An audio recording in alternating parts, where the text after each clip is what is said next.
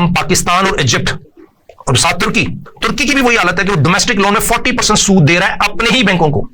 IMF is happy क्योंकि जो सूदी जंग में जब तुर्की एंगेज है, पाकिस्तान एंगेज है और इजिप्ट एंगेज है, 25 से 50% तक सूद की वेरिएशन है तीनों मुल्कों में, तो हम अपना बयानिया दे ही नहीं सकते।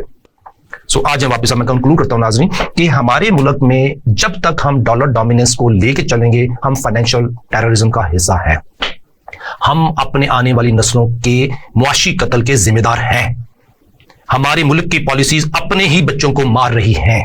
स्टेट बैंक ऑफ पाकिस्तान की जो इकोनॉमिस्ट हैं, कोई एक हिम्मत करे, कोई डायरेक्टर हिम्मत करे, कोई प्रेसिडेंट गवर्नर हिम्मत करे, कोई उनका कोई एडवाइजर हिम्मत करे, हमारे साथ आगे बात करे कि 22% काइबर उसके बेनिफिट क्या है पाकिस्तान की इकोनॉमी को, आगे बैठे बात करे हमारे साथ।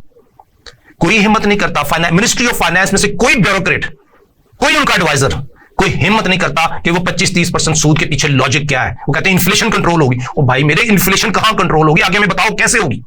आप अपने दुनिया के वर्ल्ड रिनाउंड इकोनॉमिस्ट को साथ लिए हैं, हमारे साथ बात तो करें, हमें तसल्ली तो दें कि सूदी बिजनेस से इन्फ्लेशन कंट्रोल होती है। आ जाए नाजरीन, बात यह है कि फलस्तीन की जंग आपके लिए और हमारे लिए, हम मुसलमानों के लिए एक आजमाइश है। 30,000 बच्चे, 30,000 लोग वहां पे शहीद कर दिए गए। निहत्ते मुशर्रफ साहब ने हम पाकिस्तानियों को शहीद किया, 80,000 लोग शहीद हुए। कश्मीर में कितने लोग शहीद कर दिए गए। लेकिन हम चूंकि गुलाम हैं अपने उन लोगों के जिन लोगों ने हमें कर्ज दिया हुआ है, तो हम आगे बात नहीं करते। हमने ये गुलामी तोड़नी है क्योंकि आगे, ठीक है ये मानता हूं मैं कि IMF ने हमें जिंदा रखना है, हमें डिफॉल्ट नहीं होने देना, हमें कत्ल नहीं होने देना, हमें 4 टुकड़े का थ्रेट रखना है और नो डाउट कि उसके ऊपर वो अपनी पॉलिसी भी चल रहा है। लेकिन इस सिचुएशन में हमारा बबल जो विद इन पाकिस्तान है वो बस्ट हो रहा है। हम क्रैश की तरफ जा रहे हैं। इकोनॉमिक क्रैश ये नहीं कि हम दिवालिया हो जाए। इकोनॉमिक क्रैश ये है कि एक घर, उसके पास तो मिलियन टन की गंदम पड़ी हुई है, उसका कंजम्पशन है 1,000 टन, मिसाल दे रहा हूं एक शहर का, कि एक फैमिली के लिए हर कुछ सब कुछ है। लेकिन 99% लोगों के लिए कमाना, जिंदा रहना, हेल्थ, एजुकेशन सब नामुमकिन हो चुका। यही है कि इकोनॉमिक क्रैश में सबसे ज्यादा नुकसान सरकारी मुलाजमों का होगा। इकोनॉमिक क्रैश में सबसे ज्यादा नुकसान पाकिस्तान आर्मी का होगा। इकोनॉमिक क्रैश में सबसे ज्यादा नुकसान वो अदारे हैं जो गवर्नमेंट ऑफ पाकिस्तान की बनाई हुई पॉलिसीज पे काम कर रहे हैं, जैसे कि एनर्जी सेक्टर है, टेलीकॉम सेक्टर है और इसके अलावा गैस सेक्टर। सो हम पाकिस्तानियों को इस क्रैश से अपने मुल्क को भी बचाना है, हमें अपने मजहब को भी बचाना है, हमने मुसलमान भी जिंदा रहना है। तो मेरी रिक्वेस्ट है कि वो लोग जो बैंकों के साथ लेन देन में सूदी कारोबार में पड़े हुए हैं, चाहे वो इस्लामिक नाम से है, चाहे वो दूसरे नाम से, उनमें से अपने आप को बाहर निकालें। जिस दिन आप पहला स्टेप लेंगे कि हमने फिक्स्ड डिपॉजिट के ऊपर या बैंक के साथ वो बिजनेस जिसमें सूदी लेन देन है वो नहीं करना, तो आप पहला स्टेप ले लेंगे इस सूदी सिस्टम से बाहर आने का।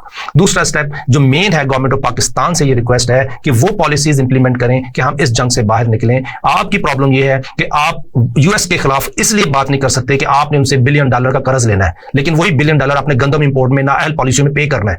आपकी प्रॉब्लम यह है कि आपने सूद ज्यादा है, सूद पे करना है और आपके पास पैसे नहीं है। आपकी प्रॉब्लम यह है कि चूंकि आपको और आपके गवर्नमेंट एम्प्लॉइज को 2-2, 3-3, 4-4 सैलरियां चाहिए हैं और उनको बोनसेस चाहिए, उनको गाड़ियां चाहिए, उनको लग्जरी लाइफ है, वो डिस्टर्ब ना हो, इसलिए आप फलस्तीन में, इसराइल के खिलाफ, कश्मीर के खिलाफ वो बोलना बंद हो चुके हैं।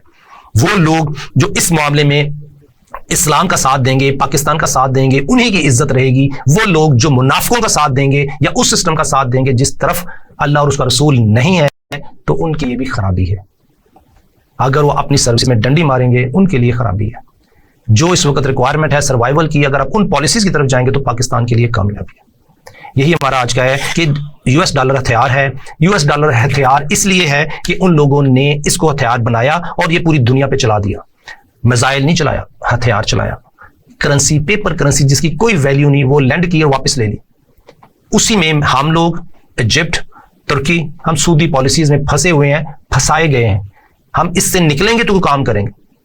अगले महीने की सैलरी देनी है तो निजाम चलेगा। चूंकि सैलरी देने के लिए हमें रिक्वायरमेंट है इंटरनेशनल पॉलिसीज की, तो हम नहीं बोलेंगे बिल्कुल। सो हमें अपना आप को इस सिचुएशन से बाहर निकालना है और बाहर निकालने के लिए एक ही है कि हम अल्लाह से माफी मांगे अपने गुनाहों की, और जो अल्लाह के साथ हम जंग में आ चुके हैं उससे बाहर निकलना है।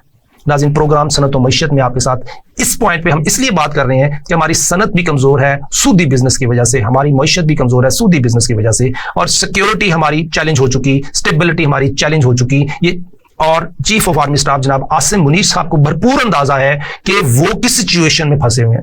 शहबाज शरीफ साहब, आपको भरपूर अंदाजा है कि आपकी सिचुएशन क्या है, और मैं शायद आपसे ज्यादा इसलिए समझता हूं फाइनेंशियल इकोनॉमिक्स में वो सिचुएशन में आप बैठे हुए हैं कि आपके लिए अगले 3 माह का सूद सबसे इंपॉर्टेंट है जो अरेंज करना है, और टैक्सेस उतने नहीं है। वैल्यू जीडीपी श्रिंक हो रही है, टैक्स वैल्यू श्रिंक हो रही है, लेकिन जो पेमेंट करनी है सूद की उसकी वैल्यू बढ़ रही है।